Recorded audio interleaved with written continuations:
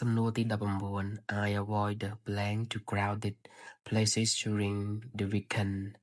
មានន័យថាខ្ញុំជៀសវាងការទៅកន្លែងដែលមានមនុស្សច្រើននៅចុងសប្តាហ៍ A go B to go C going D to going តើមួយណាជាចម្លើយដ៏ត្រឹមត្រូវនៅក្នុងពាក្យនេះយើងឃើញមានពាក្យថា avoid អញ្ចឹងត្រូវចាំក្រោយពាក្យថា avoid យើងត្រូវប្រើ verb បូកជាមួយ ing គឺជា run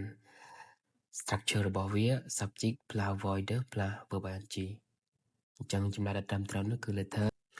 C going អញ្ចឹងយើងមើលចម្លើយផ្សេងហេតុអីបានជាខុសចម្លើយ A go អញ្ចឹងក្រោយ avoid មិនប្រើ verb 1 ទេចម្លើយ B to go ក្រោយ avoid មិនប្រើ to បូកជាមួយ verb 1 ទេចម្លើយ D